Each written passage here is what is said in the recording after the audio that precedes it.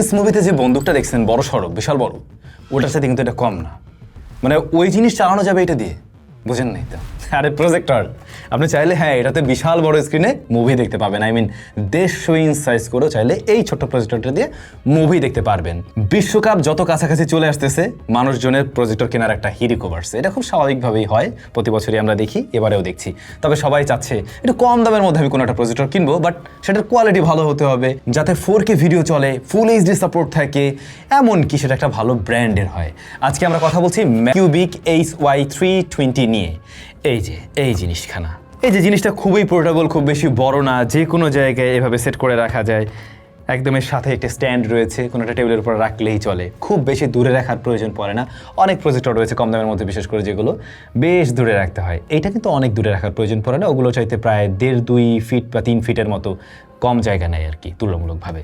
Anyway, famous gadget বেশ famous এই ধরনের প্রজেক্টরের জন্য। ভিডিও ডেসক্রিপশনে ফেমাস গ্যাজেটের ইনফরমেশন মেনশন করা আছে, আর তাদের ফিজিক্যাল স্টোর রয়েছে কিন্তু মাল্টিপ্ল্যান সেন্টারে। ফার্স্ট অফ অল, এটা প্লাস্টিক বিল্ড ডেফিনেটলি, এবং প্লাস্টিকটা ধরলে বা খুব ভালো করে খেয়াল করলে বোঝা যায় যে খুব বেশি দামি কিছু না, ওইটা আপনি মানে বুঝতে পারবেন আর কি।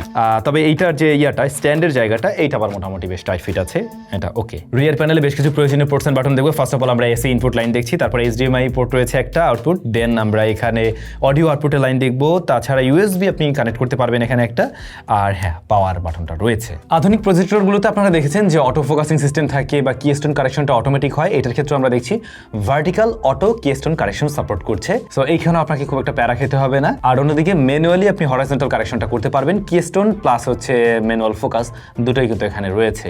তো আপনি আপনার মতো করে ম্যানুয়ালিও সে কাজটা করতে পারবেন। এর বক্স আপনার একটা রিমোট পেয়ে যাবেন, যার থ্রুতে খুব সহজেই কন্ট্রোল করা যায়। তাছাড়া লেন্সের এই অংশটাকে আপনি ঘুরিয়ে লেন্সটাকে আপ ডাউন করতে পারবেন ফোকাসিং এর জন্য আর কি। এবার যদি একদম আসল জায়গায় চলে আসি, যেটা আপনার আসলে জানা দরকার, এটার ব্রাইটনেস কত, 390 ANSI লুমেন রয়েছে এটাতে, এবং এর মাঝে যে ডিসপ্লেটা বা যেটার মাধ্যমে প্রজেকশন হয়, আচ্ছা ওইটা একটু ইনডেপথের ব্যাপার, ওদিকে না যাই। মূলত এইটা 1080p রেজলিউশনের একটা projector, but 4K playback support নেয়। আপনি ইউটিউব বা 4K ভিডিও এখানে প্লে করতে পারবেন, বাট আপনি সর্বোচ্চ রেজলিউশন পাবেন 1080p পর্যন্ত। এখন অনেকের মনে হতে পারে কেন আমি 4K পেলাম না, এত কম দামে তো আপনি 4K পাবেন না। আমার মাথার উপর একটা প্রজেক্টর আছে যেটার দাম 80,000 টাকা, ওটাও 1080p। সো আমরা তার প্রায় 8-9 ভাগের 1 ভাগ দামে পাচ্ছি, সেইখান থেকে তো অবশ্যই আমরা মানে এত কিছু আশা করতে পারি না। বাট হ্যাঁ, এটা 1080p। এখন এটার দামটা বোধহয় আমি ক্লিয়ার করিনি। এটার দামটা রয়েছে হচ্ছে 9,190 টাকা এই মুহূর্তে ফেমাস গ্যাজেটে। বাট সেই দামে অবশ্যই রেজলিউশনকে ভালো বলতে হবে। বাট এখানে একটা ব্যাপার থাকে, আপনি আসলে কত দূর থেকে দেখবেন, আপনি কত বড় স্ক্রিন করতে চাচ্ছেন। যেহেতু প্রজেক্টরের ক্ষেত্রে লুমেনটা অনেক বেশি গুরুত্বপূর্ণ, এখানে আমরা দেখতে পাই 390 ANSI লুমেন রয়েছে, যেটা মোটামুটি যদি একটা ডার্কার রুম হয় দেন গুড এনাফ। আর আমি বলবো সেই ক্ষেত্রে ওরা যদিও ক্লেম করে আপনি এটা মোটামুটি 30 থেকে 150 ইঞ্চ পর্যন্ত করতে পারবেন, বাট আমার মনে হয় সেটা করাটা উচিত হবে না। আপনারা বরং এটা 100 ইঞ্চের মধ্যে রাখবেন, তাহলে এইটার অ্যাকচুয়াল বা সবচেয়ে বেস্ট আউটপুট যেটা, ওইটা আপনারা পাবেন। তখন আপনার কাছে ব্রাইটনেসও বেশ ভালো লাগবে, শার্পনেস ডিটেল সবকিছু মিলেই ভালো লাগবে। তবে সত্যি বলতে কি, এইটার আউটপুট কোয়ালিটি নিয়ে বলতে গেলে বেশ কালারফুল একটা প্রজেক্টর।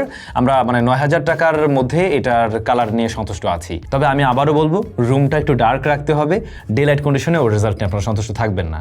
সাথে যদি আসলে প্রজেক্টরের স্ক্রিন ব্যবহার করা যায়, তাহলে আউটপুট আরো ভালো পাওয়া যাবে। আপনারা এখানে যে আউটপুট কোয়ালিটি দেখছেন, এটা সরাসরি কিন্তু ওয়ালের উপরে, জাস্ট সাদা কালারের ওয়ালের উপরে দিয়ে করা হয়েছে। তো একটু ডার্ক রুমে অবশ্যই ট্রাই করবেন, সেই সাথে একটা ভালো স্ক্রিন ব্যবহার করলে ডেফিনেটলি এর থেকে আপনারা বেশ ভালো একটা আউটপুট পাবেন। 9,000 টাকা অনুযায়ী বেশ ভালো একটা আউটপুট দিবে। আর একটু কমালেও আপনারা প্রজেক্টর পাবেন, যেমন এই যে আরো বেশ কিছুটা কম দামে ম্যাজিক কিউবিকেরও প্রজেক্টর রয়েছে। এটা নিয়ে আমরা আরেকটা ভিডিওতে ডেফিনেটলি আলোচনা করব।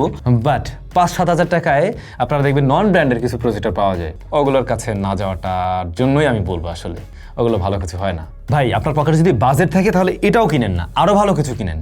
প্রজেক্টরে যত বেশি ইনভেস্ট করতে পারবেন তত মজা পাবেন, সত্যি এটাই। কম দামে খুব বেশি মজা পাওয়া যাবে না। এখন আপনার বাজেটই যদি টাইট থাকে, 9,000 টাকার মতোই থাকে, 10,000-এর মধ্যে, তাহলে আমি বলবো পিকচার কোয়ালিটির জন্য এটা আপনি দেখুন।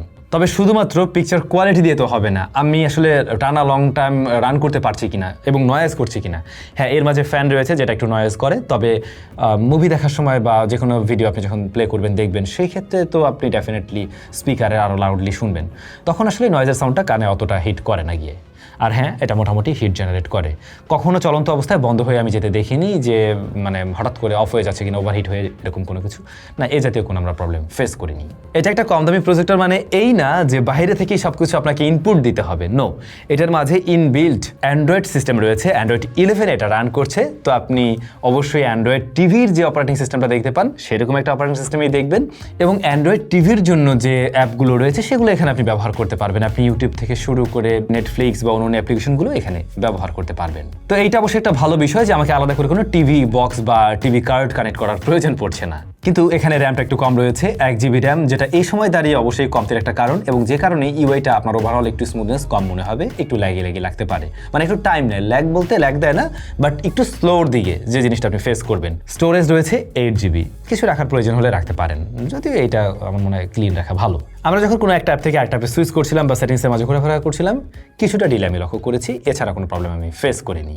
আর এগুলোর মাঝে খুবই বেসিক একটা চিপ দেওয়া থাকে, যেটা যে খুব শক্তিশালী হয় এমন না। এখন কেউ যদি প্ল্যান থাকে আমি যেহেতু এটা অ্যান্ড্রয়েডে রান করতেছে তো আমি গেম টেম ইনস্টল করে একদম খেলে ফেলবো, ভাই ওই কাজ হবে না। আপনি যেটা করতে পারেন, স্ক্রিন শেয়ার করতে পারেন, মিররিং করতে পারেন, অথবা ধরুন HDMI ইনপুট লাইন রয়েছে, HDMI এর থ্রুতেও আপনি কানেক্ট করতে পারেন, সেক্ষেত্রে আপনি জয়েন্ট স্ক্রিনে দেখতে পাবেন। বাট এইটার সিস্টেমে প্রেশার দিয়ে আপনি গেম প্লে করবেন, ওইটা কিন্তু হবে না। ও হ্যাঁ, যেটা বলছিলাম শুরুতে, এটা 180 ডিগ্রি রোটেটেবল, সো সব দিকেই ঘুরছে।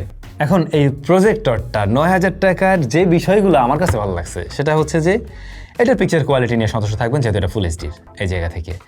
দ্বিতীয়ত এইটার সাথে একটা স্ট্যান্ড আছে, এটা অবশ্যই একটা ভালো দিক, বাট এটাকে আমি চাইলে কোনো জায়গায় হ্যাং করতে পারছি না। এটার সাথে যদি একটা মানে ট্রাইপড মাউন্টিং সিস্টেম থাকতো সেক্ষেত্রে আমি একটা আলাদা রকমের সুবিধা পেতাম ডেফিনেটলি।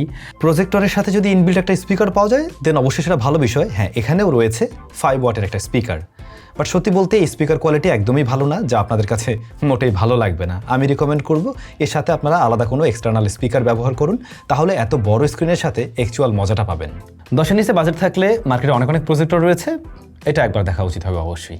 আপনাদের কাছে ওনাকে কেমন লাগলো অবশ্যই কমেন্ট করে জানাবেন। দেখা হচ্ছে নিশ্চয়ই আমাদের অন্য কোনো ভিডিওতে। কম দামে যদি কিছু চান তাহলে এই ভিডিওটাও আসছে খুব শীঘ্রই, এইটা সম্বন্ধে জানতে পারবেন।